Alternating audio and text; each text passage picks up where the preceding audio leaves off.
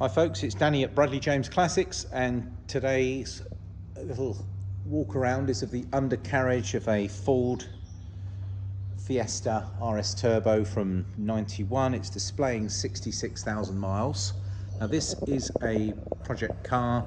This is sold as a rolling restoration. The car does start with a booster, but currently there are no brakes. Now I'm going to do an undercarriage video and I will be showing you warts and all. We're starting with the back.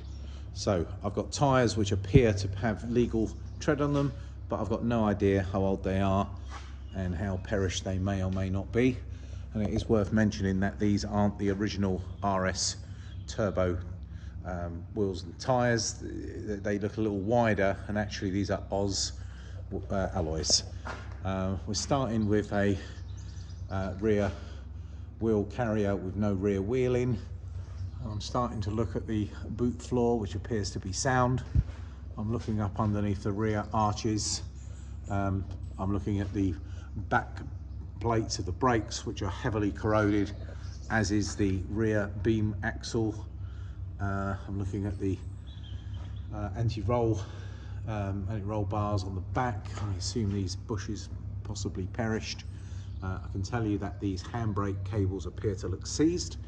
And now I'm looking at a replacement exhaust, a big bore exhaust system, which has got two boxes and a flexible at the front that appears to be in good condition and possibly stainless steel. I'm now looking at the rear suspension where it bolts on, and I've got a fluid leak from somewhere around some brake pipes, so that's obviously an MOT failing there, but I'm not seeing anything too untoward with any corrosion around the chassis. So we got a little bit of surface corrosion in this whole area. There's no undersill in this area, so it looks like an area that would look to be done. Now underneath, I'm looking at the back of the seals there. I'm seeing some surface corrosion, but nothing drastic. I'm now looking at the rear floor pans. I'm looking at more chassis. Looks to be sound enough in this area. I'm looking at old fuel lines which look corroded and I would say certainly in need of replacement. Just following it forward. Now unfortunately the seals on the RS model get completely boxed in, but the rest of the floor pans look reasonable. I'm now heading towards the front of the car, and this is where I'm seeing some corrosion. If you can see it from there, this looks like there's a welded repair required in the front of the floor pans. Quite a common area, and often it's caused by people putting a jack in the wrong area. But so I'm showing you this side, and it usually happens on the other side, and yeah, sure enough, we've seen some scarring around here, so I would expect that to be an MOT failure because of its proximity to suspension mountings. So I think you've got some minor welding required in the front here. I'm now going to show you these fuel lines which are heavily corroded, and I would suggest they would require to be replaced. I'm now moving to the front of the car, and I'm looking at lower arms which have got surface corrosion. I can tell you that the brakes are in poor condition, albeit that caliper doesn't look too bad, but the brakes will require a total overhaul. And then I can see a steering gaiter which is completely disconnected. That's going to need looking into. The gearbox appears to be quite dry at the end here, but as per usual the end plate looks a little wet. It's not soaking full of oil or anything like that, but be aware that ideally you would be looking to tidy this up. I'm looking underneath the engine here. There's no fan belt connected to that alternator, which is obviously an issue. And I'm looking underneath where the starter motor is, the drive shaft the other side. The gaiters appear to be in one piece, but again, I'd be looking to check that very closely. I'm looking at the lower arms, which show surface corrosion. I'm looking up through the struts. Again, I'm not entirely sure of the overall condition of those. The brake discs themselves, even though they are corroded, they look as if they're slotted and cross-drilled.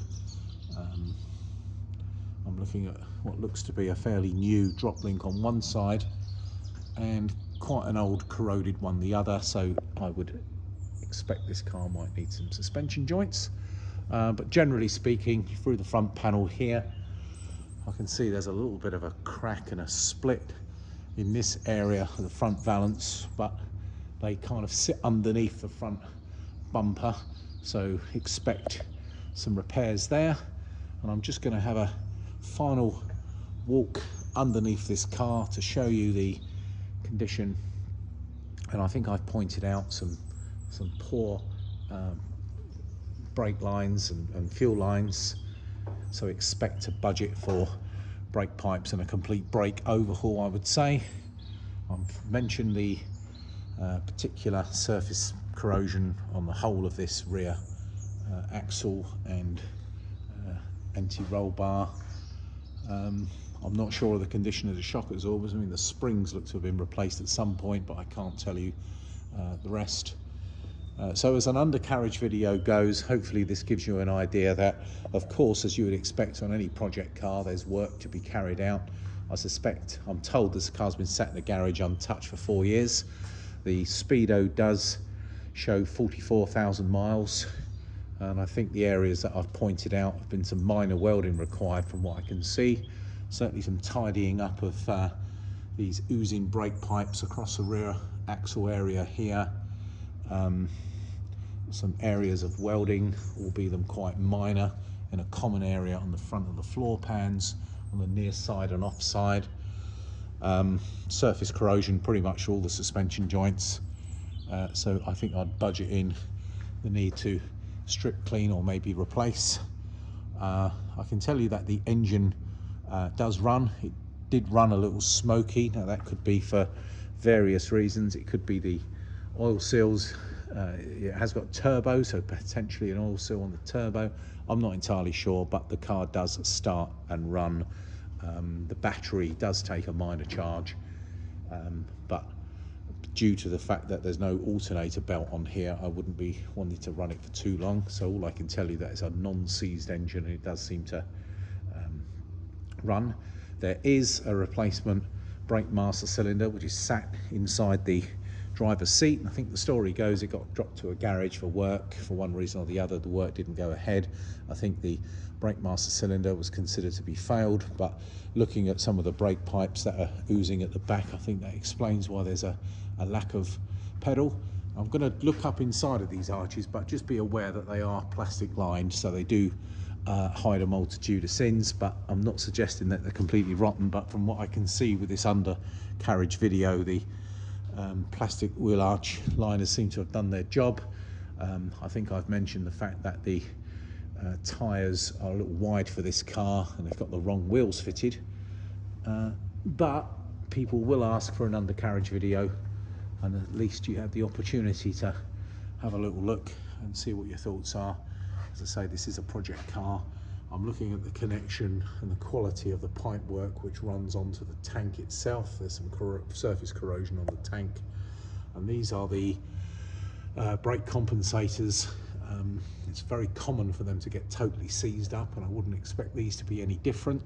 But also from our experience with decent penetrating oil, sometimes you can get these back to life. So I think the braking system overhaul that I mentioned is going to be quite important for this car. But otherwise, please do get in touch with any questions regarding this Ford RS Turbo project. In our experience, these cars are pretty popular and they're worth quite a lot of money when they're done up. There's a separate video which will show the top end of the car, which is, you know, pretty presentable, but by no means a mint car. The occasional bit of body work is required here and there if you wanted to return it to sort of showing condition, but generally speaking the bodywork's pretty bright on it and it's pretty clean when you look in the engine bay, and the interior is particularly good. However, this video is purely to show you the underside.